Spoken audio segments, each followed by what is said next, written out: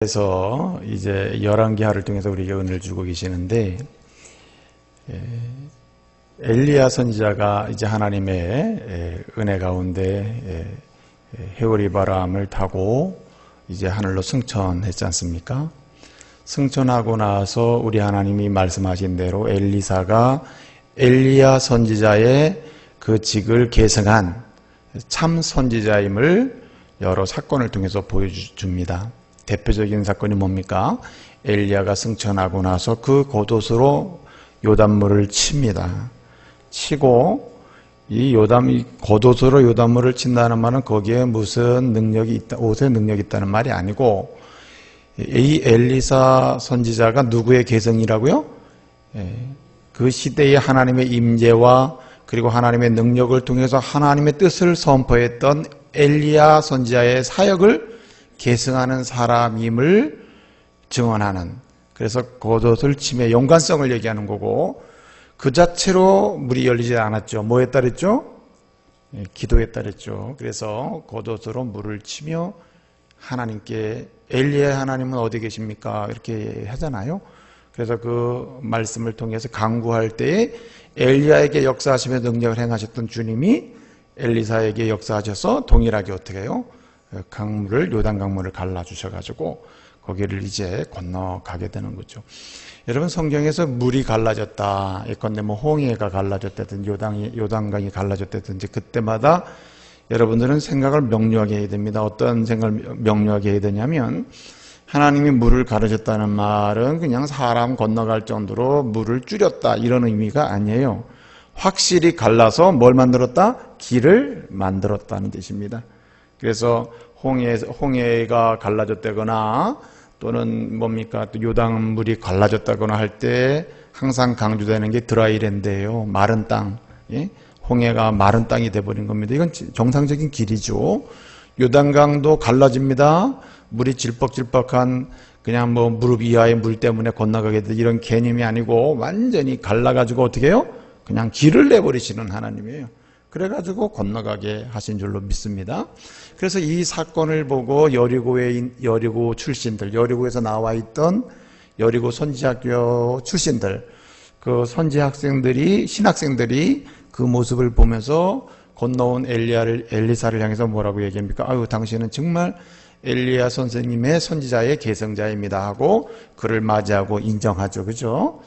그리고 그뿐만 아니라 이 신학생들만이 엘리사를 하나님의 선지자, 엘리야의 사역을 계승한 하나님의 임재를 경험하고 임재 속에서 하나님의 능력으로 주의 일을 수행하는 참 선지자라 이렇게 인정할 뿐만 아니라 여리고성 사람들도 그를 어떻게 해요? 아, 당신은 하나님의 참 선지자입니다 인정하고 어떻게 했습니까? 여리고에 물이 나쁨으로 이 먹을 물이 없고, 먹어봐야 건강도 안 좋고 잉태도 안 되고 동물들이 먹으면 수태도 안 되고 또 심지어는 뭡니까? 곡식도 다 떨어지고 죽음이 있고 물 먹어봐야 죽고 그 다음에 열매도 없는, 양식도 나오지 않고 생명도 없는 이런 상황에 대해서 이 참 선지자임을 엘리사를 인정했기 때문에 어땠습니까? 여리고 사람들이 다 나와가지고 그에게, 여리고 성에서 사람들이 나와서 그들에게 어떻게 했습니까? 성 사람들이 와서 그에게 고하되 말하되, 그래가지고 물이 나쁨으로 곡식이 익지 않고 떨어집니다. 이렇게 해서 지난주에 어떻게 됐습니까? 이제 그 물을 고쳤다. 그 물을 고쳐가지고 2장 21절 뭐라 그랬습니까? 다시는 죽음과 곡식이 떨어지는 일이 없을 것이다. 그래서 즉시로 물이 좋아지죠. 그래서 그 사건을 통해서도 이 엘리사 선지자가 엘리야의 하나님의 임재하심 속에 그 능력으로 주의 뜻을 증언하는 참 선지자였던 엘리야의 사역을 계승하는 참된 선지자, 그가 엘리사다 하는 사실을 어떻게 해요? 증거를 했습니다. 그리고 이제 오늘 또 하나의 사건이 여기 기록되고 있는데, 다 몇 장에 기록되어 있습니까? 2장에 기록되어 있잖아요. 2장에 요단강을 건너간 후에 2장에 기록된 두 가지 사건, 하나는 여리고의 물을 고친 사건이고 또 하나는 오늘 본문에 기록된 이 두 사건은 둘 다 뭘 강조해 주냐면은 엘리사가 엘리야의 사역을 계승한 참 선지자다 하는 사실을 입증해 주고 증거해 주는 사건입니다. 그래서 여리고의 물을 고쳐서 생명이 있게 하고 양식이 있게 하는 이 치료 사건은 뭘 보여줍니까? 엘리사가 하나님의 참 선지자임을 보여준과 동시에 엘리사가 앞으로 할 사역은 여호와의 말씀을 전하고 그리고 여호와의 말씀에 순종하는 자들에게는 뭐가 임한다? 따라서 모르면 무조건 축복이라고 하세요. 축복이 임한다. 그래서 엘리사의 사역은 두 가지인데 첫째는 엘리야가 했던 것처럼 주의 말씀을 증언해서 여호와 신앙으로 돌아오고 말씀에 순종하는 사람들에게는 무엇이 있음을 알려줘요? 축복이 있음을 알려줘요. 그 축복의 제일 첫 번째 축복이 뭡니까? 여러분이 난 이게 축복이야 생각하는 게 첫 번째 뭐예요? 첫 번째로 말하고 싶은 축복은 뭐가 있어요? 여러분들의 눈을 보니까 다 돈이 축복입니다 이러는 사람 여기 있을 것 같은데 복 중에 복은 생명인 줄로 믿습니다. 생명의 복이 최고의 복이에요. 모든 게 있어 봐야 죽으면 끝나는 거 아닙니까? 영혼이 죽으면 세상의 부경화 같아서 그게 무슨 복입니까? 그건 저주지. 그렇죠? 그래서 여호와의 말씀, 여호와 신앙, 예수 중심의 신앙으로 돌아가서 그분의 말씀에 순종하는 자들에게는 하나님께서 축복하신다 하는 이 거룩한 역사를 증거하는 그 사역이 누구의 사역이냐? 엘리야의 사역이었고 그 사역을 계승한 엘리사의 사역이다. 앞으로 이제 3장부터 엘리사를 통해서 일어날 모든 일들은 둘 중에 하나입니다. 하나는 뭐냐면 여리고 사람들처럼 모든 문제를 가지고 나가서 말씀대로 순종해서 삶으로서 누구의 하나님의 복을 받느냐 또 복을 증거하느냐 아니면은 오늘 사건처럼 오늘 여기 23절 24절 말씀 뭘 증거합니까? 정반대의 이야기를 하고 있는 것입니다. 여호와의 말씀을 전하고 여호와 신앙으로 돌아오도록 그렇게 가르치는데도 불구하고 그 말씀에 불순종하고 오히려 그 말씀에 대적하고 그 말씀의 주인이신 하나님에 대해서 반대하고 하나님을 조롱하고 멸시하는 자는 뭐 받는다? 저주받는 것입니다. 사망의 그늘 아래서 벗어나지를 못하는 거죠. 예? 사망의 그늘에서 벗어나지 생명의 복을 얻지 못합니다. 사망의 그늘 아래 거하고 그 사망의 그늘 아래서 아무리 먹을 거 많고 뭐 입을 거 많다 하더라도 그 자체가 모두 사망으로 가는 거예요. 그래서 오늘 여기 베델의 아이들이 엘리사 선지자를 조롱함으로 당한 죽음 이 사건은 엘리사 선지자가 참 엘리야의 사역을 계승한 선지자요 동시에 앞으로 엘리사 선지자가 해야 할 선지자 사역의 내용은 무엇이냐? 하나님의 말씀을 전하고 여호와 중심의 신앙을 가르치는데 그 말씀에 불순종하고 저주하고 대적하고 오히려 하나님에 대해서 부정하고 하는 사람들은 어떻게 해요? 사망의 그늘 아래서 벗어나지 못하게 된다는 사실을 증거하는 겁니다. 그래서 모든 선지자들은 두 가지 사관을 가지고 있어요. 이거는 신명기 사관이라고 하는데 신명기 사관은 뭡니까? 모든 역사는 진행되는데 신명기 사관이 뭐예요? 하나님의 말씀에 순종해서 여호와 중심의 신앙으로 돌아가는 자에게는 뭐가 임하고? 복이 임하고 하나님 말씀에 불순종해서 여호와 신앙으로부터 점점 떠나가는 사람에게는 뭐가 임해요? 저주가 임한다는 게 신명기 사관의 두 가지입니다. 그래서 모든 선지자들은 이 신명기 사관을 가지고 예언하고 선포하는 거예요. 근데 이 신명기 사관의 모든 완성을 누가 하시느냐? 따라서 예수 그리스도. 예수 그리스도께서 두 가지 사역을 하시는 겁니다. 아니 예수님은 무슨 저주를 하시는 것도 아닌데 축복 아니에요. 여러분 보세요. 복음이 던져지는 순간에 누군가에게 예수 그리스도를 통한 십자가의 능력과 보혈의 피의 은혜를 누군가에게 우리가 전하잖아요. 전해지는 순간에 두 가지의 역사가 전해지는 거예요. 하나는 믿는 자에게는 뭐가요? 축복의 역사가. 들었음에도 불구하고 이쪽으로 들었다가 일로 내보내는 사람, 부정하고 반대하고 복음을 멸시하는 사람 뭐예요? 사망으로 가는 거예요. 사망으로. 예? 그래서 오늘 말씀은 엘리사 선지자가 참 선지자이며 동시에 엘리사 선지자가 해야 될 사역이 두 번째, 곧 말씀을 전하고 여호와 신앙으로 돌아오게 하고 그럼에도 불구하고 하나님을 멸시하는 자는 어떻게 된다고요? 저주받는다. 이 사역을 할 것임을 보여주는 것이에요.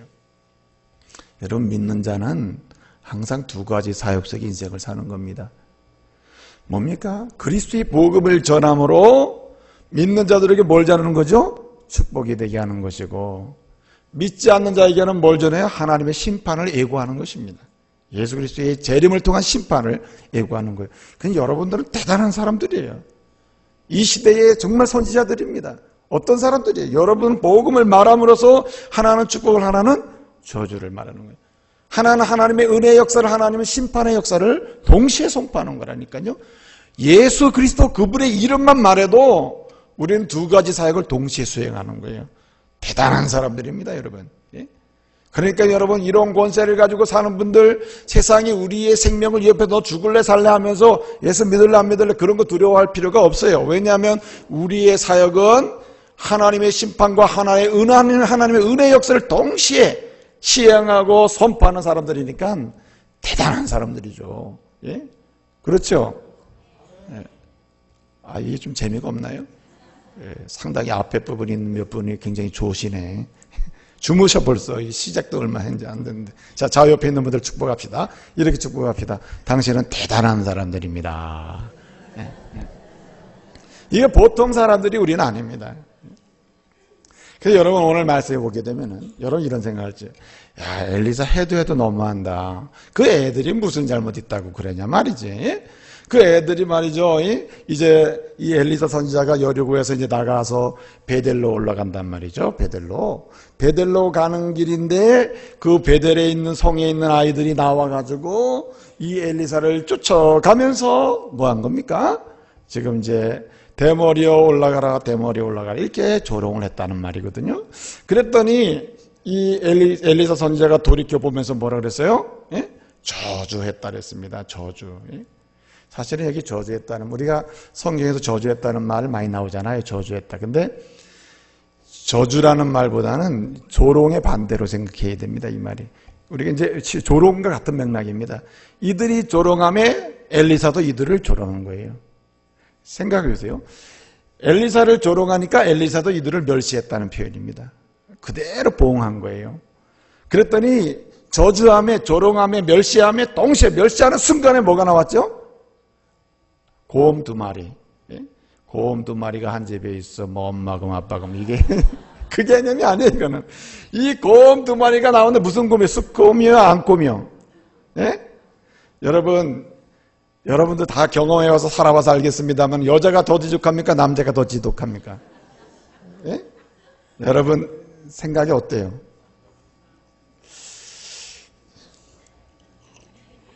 제가 정답 알려드릴게요. 따라하세요. 여자가 더, 뒤에는 알아서 읽으시, 알아서. 훨씬 지독해, 여자가.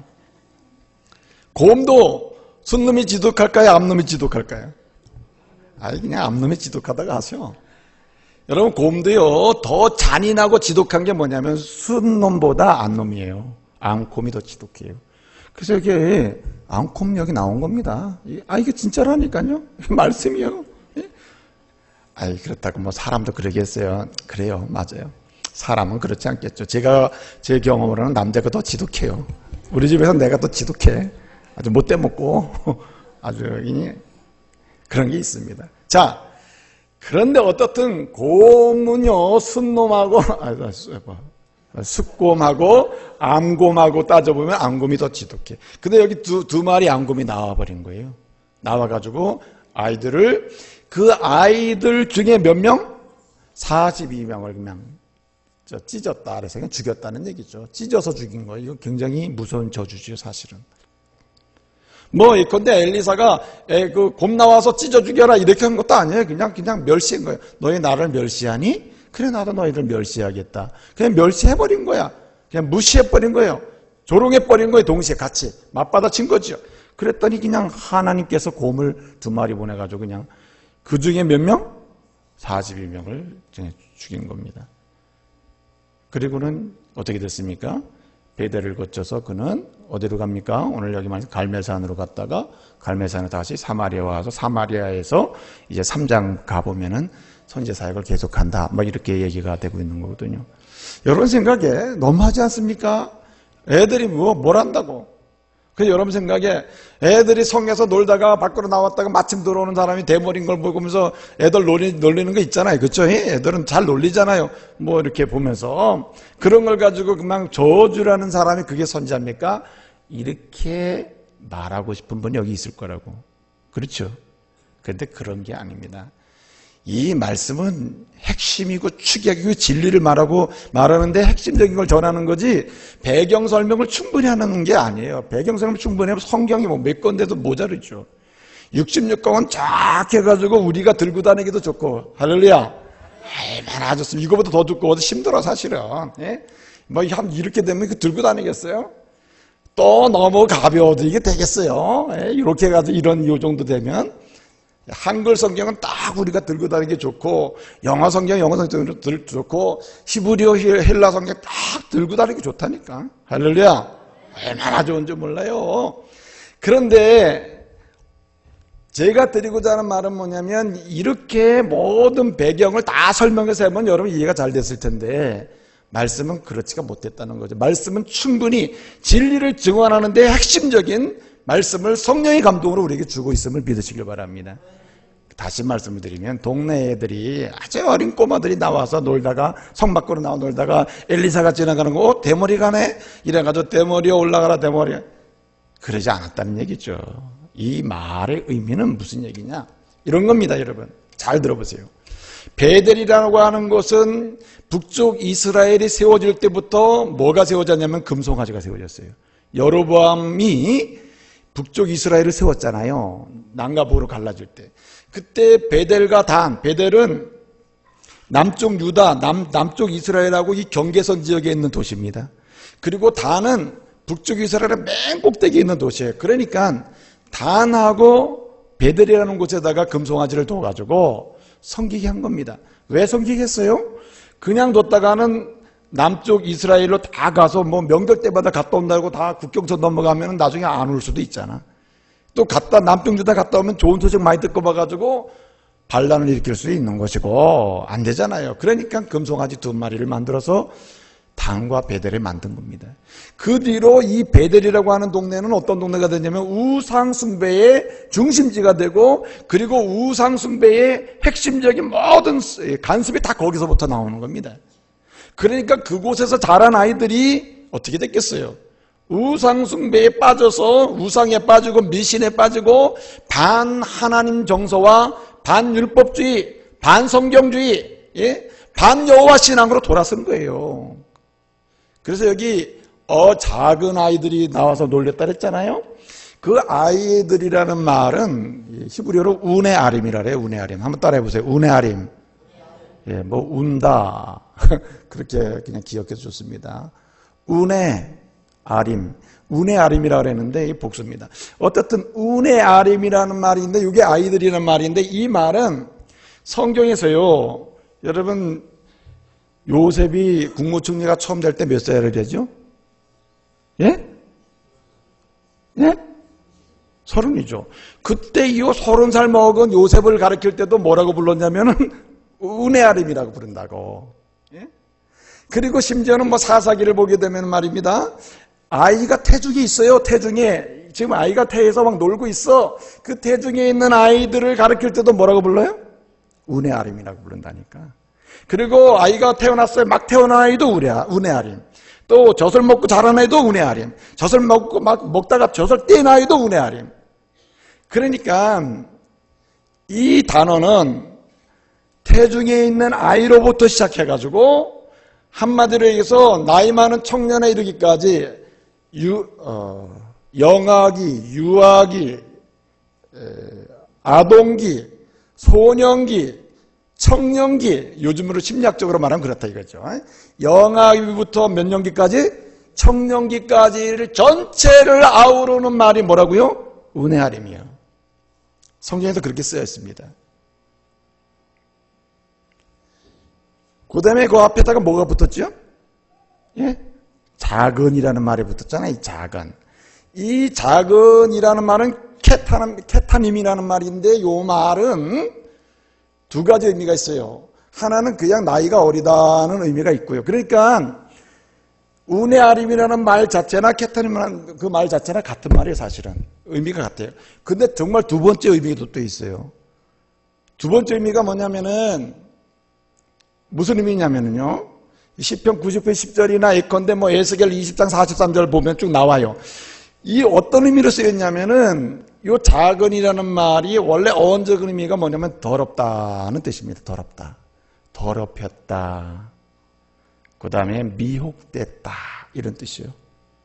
그러니까 다시 말씀을 드리면, 여기 작은 아이들이라는 말은 여러분이 생각하는 인지 능력도 없고 아무것도 모르고 동네 애들 못 쳐다보다가 놀려대는 이런 아이들을 얘기하는 것이 아니고, 여러분 이 작은 아이들이라는 말은 그 지역사회, 베델이라는 지역사회가 우상이 난무하고 미신이 난무하고 반하나님 반율법주의 반신앙주의 온갖 쾌락적이고 음란한 것이 가득 찼단 말이에요. 여기에 물든 사람이란, 작은이란 말이 그런 의미예요. 그런 것에 물들었고, 동시에 아주 영아도 아니고 유아도 아니고 아동도 아니에요. 뭘 생각할 수 있어요? 자기 스스로 판단할 수 있고 인지할 수 있는 능력이 있는, 결혼하지 않는, 말하자면 청년이든 소년이든 이들을 가리킨다. 이해가 되시나요? 그들을 가리키는 겁니다. 그러니까 여러분 이 시대에 정말 무서운 세력은 계층, 연령으로 따져보면 여러분 누가 무섭습니까? 여러분 서울 이번에 시장 선거 보셨어요? 이거 막 40대 후반부터 50대, 60, 70대들은 다, 그 어르신들은 다 모 정당에 누굴 찍었다 그러더라고. 대부분은. 프로테지가 70%까지 찍고. 그런데 40 초반부터 밑으로 내려갈수록 30대, 20대는 다 모 정당에 누굴 찍었대요. 모 정당인지 아닌지 하여튼 누굴 찍었답니다. 그래서 모든 지금 한나라당이든 민주당이든 진보당이든 무슨 당이든 다 뭐라고 그러냐면은, 누구의 마음을 돌려야 이길 수 있다? 젊은이의 마음을 돌려 이길 수 있다. 이렇게 된 거예요. 여러분 이 시대의 젊은이는요, 이 조국의 미래예요. 우리 교회의 미래는 뭐에 달려있느냐? 저와 여러분에 달려있질 않아요. 물론 달려 있습니다. 그러나 확실히 미래는 우리의 자녀들에게 달려있는 거예요. 베델이 왜 정말 문제냐? 왜 절망이냐? 여러분 이 베델의 아이들이, 이 젊은이들이 결혼 전의 아이들인데, 이들이 인지할 수 있는 능력이 있고 생각할 수 있고 판단할 수 있고 신앙에 대해서, 불의한 것에 대해서 알 수 있는 아이들이 이렇게 선지자에 대해서 놀렸다는 말은 반기독교 운동에 지금 오늘날로 말하면요, 다시 말씀을 드리면 여기 보세요. 대머리여 올라가라, 여기 올라가라라는 말을 놀렸어요. 애들 같으면 그렇게 못 놀립니다, 여러분. 올라가라는 말은 그렇게 쓸 수 있는 말이 아니에요. 여기 올라가라는 말을 조롱하는 데 쓴 이유는, 너희 스승이라고 하는 엘리야가 어떻게 됐죠? 승천했잖아. 올라갔잖아. 올라갔다는 소문이 자자하고 너도 그거 본 다음에 네가 스스로 엘리야의 계승자라고 하고 있는데, 야 대머리야 너도 올라가라 조롱하고 있다 이 말이에요. 여러분 인지 능력이 없는 아이들이 언제 그런 소식을 다 듣고 그런 고상한 놀라운 논리의 말을 쓰냐고. 못 쓰지. 그렇죠? 그러므로 여기 올라가라는 말을 표현할 수 있다는 말은 인지 능력이 있고 젊은이란 말이고 청년들이란 말이에요. 이거 굉장히 무서운 말이에요. 그러니까 너의 스승이 올라갔다는데 너도 올라가. 빨리 꺼져. 이런 뜻이에요. 그렇게 된 겁니다, 여기. 그리고 이들이 어떻게 해요? 오늘 아이들 중에 몇 명이 죽었죠? 42명이 죽었어요. 여기 아이들이 원래 죽으면 다 죽어야지. 근데 42명 중, 아이들 중에 42명이 죽었다는 말은 하나님의 의도적이고 계획적인 징계임을 의미해 주는 거예요. 여러분, 열왕기하 10장을 보게 되면은 거기에 예후라는 사람이 나와요. 예후라는 사람 하나님의 뜻을 따라서 아합의 왕가와 아합과 관련된 가족들을 다 죽여서 그 다음에 왕권을 바꾼다고. 근데 여러분, 아합의 왕가의 친척들이 누구죠? 남쪽 유다의 아하시아 왕이 사돈지간이었거든요.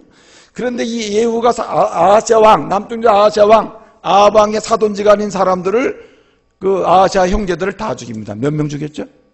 모르면 무조건 42명 하세요.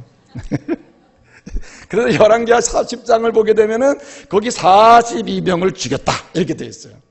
그 말은 지금 이 열왕기하를 기록하고 있는 저자가 하나님의 감동으로 42명 이 말은 하나님의 심판을 강조하는 거예요.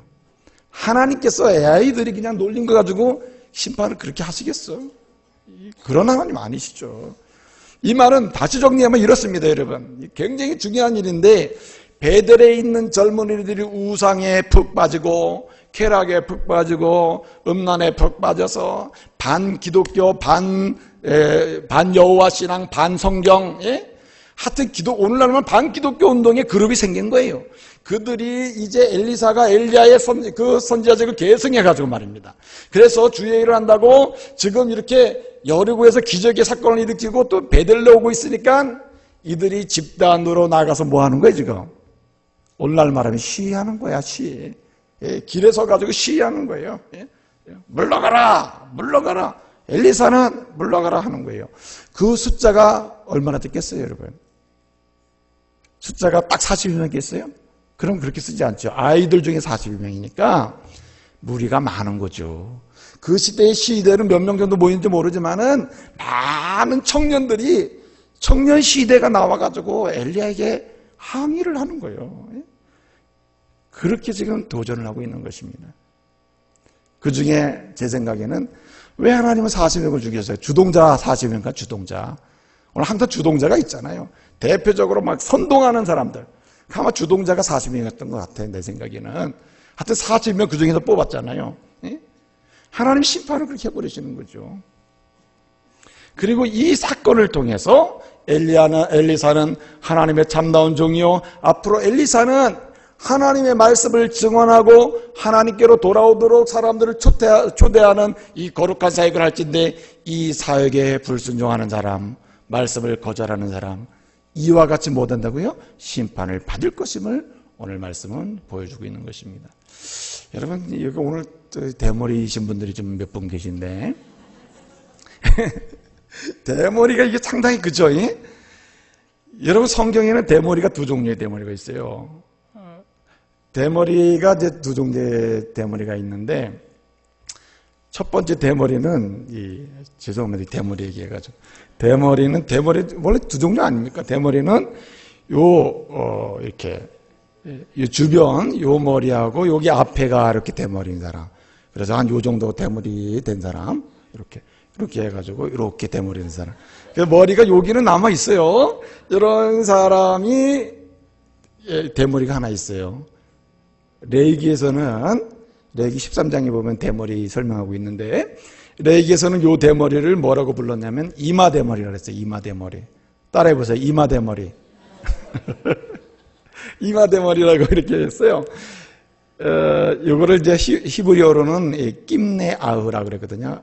낌네아흐. 그런데 어떻든 이게 이제 이마대머리야. 여기 하고 여기 앞에 된 사람. 그 다음에 이제 이 성경에서 그냥 일반적으로 대머리 딱 부르잖아요. 진짜 대머리인데 이 대머리는 뭐겠어요? 이 윗머리 뒷머리가 하고 없는 거예요. 이렇게 머리가 확 된 거죠. 그런데 여러분 이 고대 근동아시아 지역에서는 고대 근동아시아 지역에서 이 대머리는 수치의 상징이었어요. 수치. 그래서 뭔가 대머리잖아. 이건 불명예스럽게 생각한 거예요. 그 시대 사회상이 그래요. 사회상이.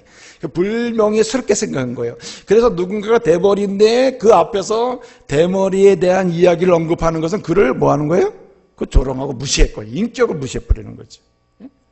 그리고 더군다나 유대인들에게 있어서는 이 대머리는 보통 문제가 아닙니다.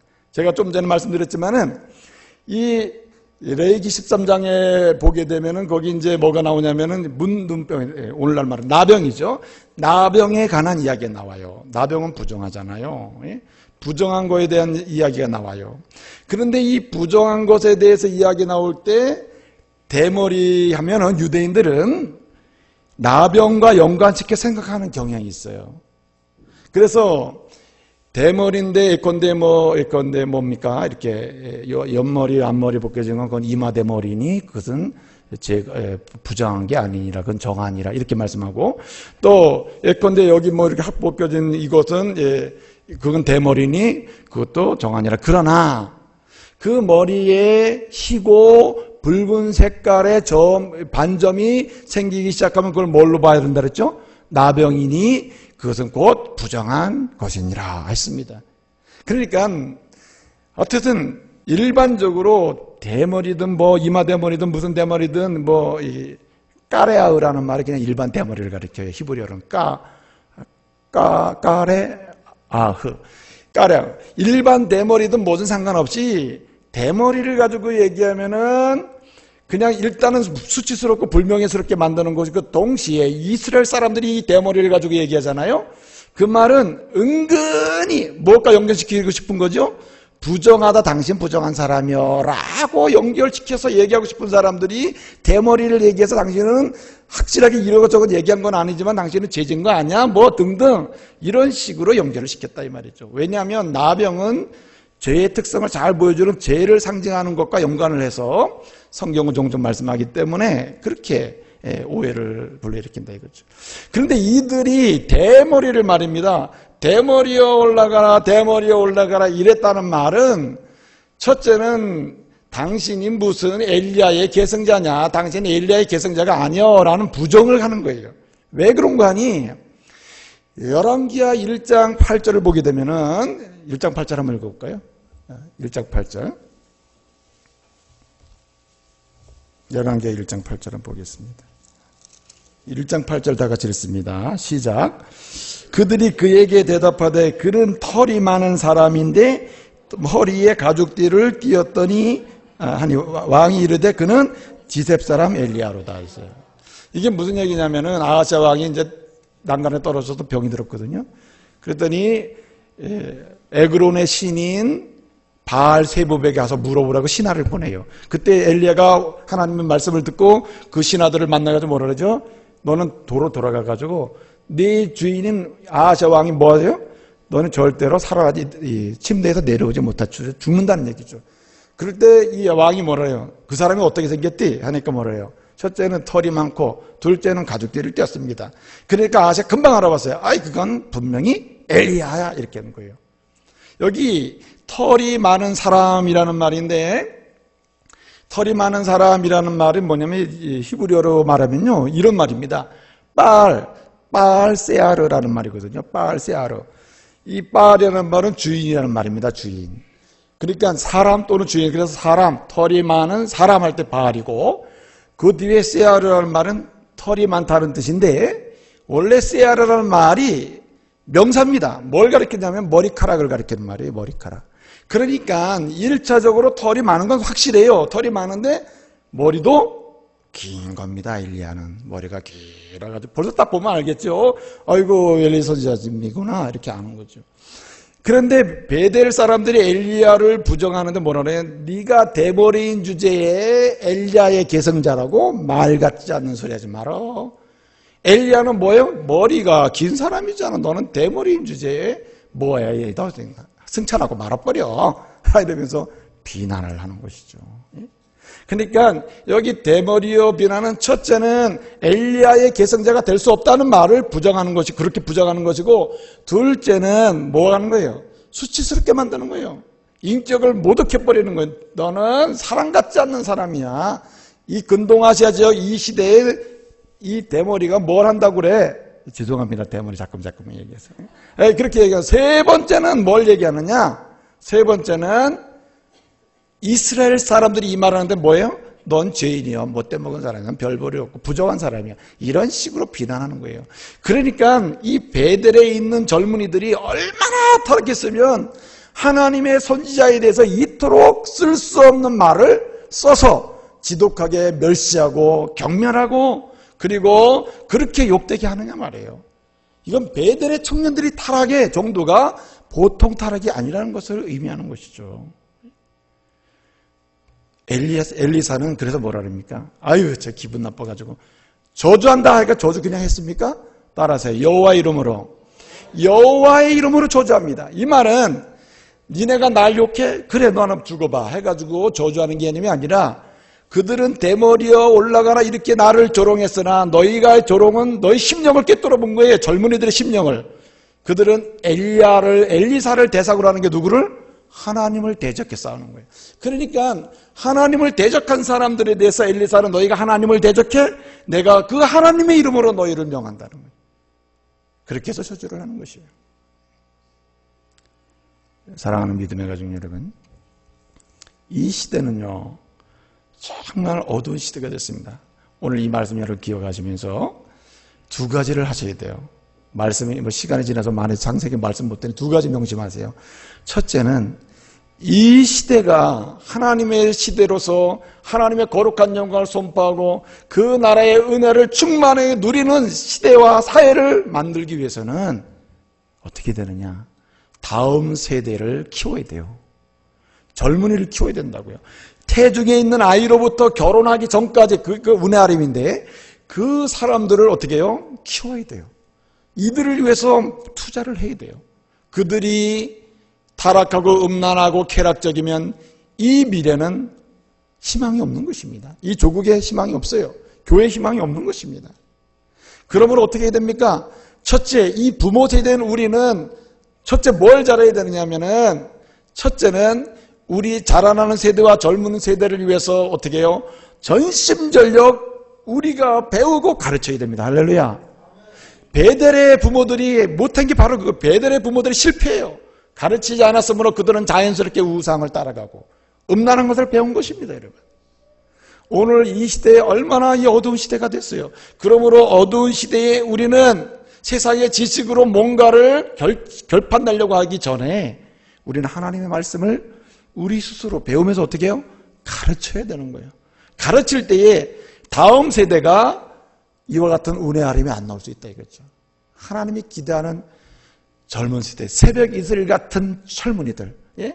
하나님의 영광을 선포하는 젊은이들이 나오게 될 줄로 믿습니다. 예? 그래서 여러분, 이를 위해서는 좀 더 나중에 제가 말씀을 좀 드릴게요. 그리고 또 한 가지는 뭘 해야 되느냐? 이 시대와 특별히 이 지역사회에 세워져 있는 우상들이 있는데 금송아지 같은 것들이 있다 이 말이죠. 이런 것들에 대해서 우리는 투쟁해야 됩니다. 이런 것과 철폐를 위해서, 우상의 사라짐을 위해서, 우상이 무너지도록 어떻게 해요? 투쟁하며 싸워야 되는 것입니다. 이거는 목숨 걸고 싸워야 돼요. 예컨대 이단 가서 싸우고, 그 다음에 음란하고 더러운 것, 예? 그리고 젊은이들로 하여금 멍들게 하고 술 취하게 하고 더러워지게 만드는 이런 것들, 드러난 것에 대해서는요 못 본 채 해서는 안 된다. 우리는 과감하게 싸워야 되는 것입니다. 그래서 여러분, 최소한 우리는 기도해야 되는 거예요. 어떻게 해야 됩니까 여러분? 오늘 여기 말씀해 보니까는 엘리사가 이 두 사역을 말씀에 순종하면 축복, 말씀에 불순종하면 저주라는 이 두 사건을 보여준 다음에 어디로 가죠? 갈멜산으로 갔다. 갈멜산은 뭐 하는 곳이었습니까? 거긴 기도의 장소. 엘리야가 기도해서 승리한 것이고, 거기에서는 정말 하나님께 매달려서 은혜를 맛본 것이고, 그 은혜 속에서 어떻게 해요? 세상을 축복할 수도 있고 심판할 수 있는 능력을 구했던 것이고 갈멜산이거든요. 성령의 물을 맛본 것이거든요. 그러므로 우리는 어떻게 됩니까? 우리가 이 우상과 싸우고 우상과 대체해가지고 싸우며 투쟁해가지고 우리 아이들이 본받을 만한 그런 우상들은 철폐시키고 사라지게 만들고 우리 주변에 없게 만들어야 되고 술집도 물러가게 하고, 예? 음란한 것들 다 물러가게 하고 말해요. 우상 미신들 떠나가게 하고 말해요. 이렇게 해야 되는데 어떻게 합니까? 먼저 기도해야 할 줄로 믿습니다. 최소한 기도라도 해야 돼요. 이게 가장 처음이자 마지막 방법이에요. 사실은 갈멜산이 여러분의 가정이 되어야 하고 이 교회가 성령의 불을 받는 갈멜산이 되어야 할 줄로 믿습니다. 뜨겁게 기도해야 돼요. 여러분, 요즘에 말이죠, 이 새벽에 기도의 불이 점점, 예? 그래도 많이 나옵니다만은 새벽 기도의 불이 꺼진 성도들이 많은데 이러 안 됩니다. 여러분, 어떻게 합니까? 갈멜산의 불을 받아야 할 줄로 믿습니다. 새벽을 갈멜산으로 만들어가지고 성령의 불을 받고, 그래서 어떻게 됩니까? 눈에 보여야지. 더러운 게 뭐고 음란한 게 뭐고, 예? 악하고 불의한 게 뭔지를 볼 수 있는 눈을 갖고 그것을 지적할 수 있어야 되는 거죠. 예? 그리고 어떻게 합니까? 오늘 말씀에 보니까 또 엘리사는 그리고 어디로 갔다 그랬어요? 마지막으로 사마리아로 들어가. 사마리아. 기도하고 어디로 갑니까? 우상이 난무하고 우리 젊은이들을 유혹하고 우리 아들 딸들을 왜곡시키는 그런 우상이 있는 장소에 들어가서 뭐예요? 싸워야죠. 아무리 권력을 가진 왕이라 하더라도 어떻게 됐습니까? 가가지고 엘리사는 막 왕하고 막 대면해서 상담하잖아요. 당신 이러면 안 돼. 이거 물리쳐야 돼, 버려야 돼, 막 말하잖아요. 예? 이런 식으로, 예? 기도하고 일어나가서 싸우고, 기도하고 일어나가서 싸우고, 그러다 보면 여러분의 가정이 은혜아림, 경건한 은혜아림, 경건한 청년들, 경건한 자녀들이 일어날 줄로 믿습니다. 우리 교회가 그러다 보면은 성령 받은 하나님의 자녀들이 일어날 줄로 믿습니다. 기도하겠습니다. 오늘 오신 아버지 하나님 감사 찬송 영광 돌려드립니다. 참 시대가 어두운 시대가 되었습니다. 가만히 있으면 참으로 우상숭배의 물길 속에 우리도 빠져서 벗어나지 못하는 이런 악한 시대가 되었습니다. 주님 두렵습니다. 우리의 아들 딸들이 참으로 베델의 은혜아림처럼 그렇게 될까 두렵습니다. 아버지 하나님 우리 아들 딸들을 긍휼히 여겨주시고 우리가 먼저 하나님 말씀을 배우며 그 말씀으로 우리 아들 딸들을 훈계하고 가르치고 말씀으로 여호와 신앙으로 예수께로 인도할 수 있는 저희들 되게 해주시며 우리 아들들을 유혹하고 현혹하고 넘어지게 하고 미혹하게 하고 더럽히는 것들, 이 우상들, 술의 우상들, 음란의 우상들, 돈의 우상들 이런 것들에 대해서 가감하게 싸우고 투쟁할 수 있는 주의 종들 되게 해 주옵소서. 오늘 이후로 우리의 삶의 연장이 아버지 하나님의 기도의 갈멜산산이 되게 하여 주시고 또한 아버지 삶의 현장에 투쟁하는 사마리아 현장의 삶이 우리에게 있게 하여 주옵소서. 예수님의 이름으로 기도하옵나이다. 아멘.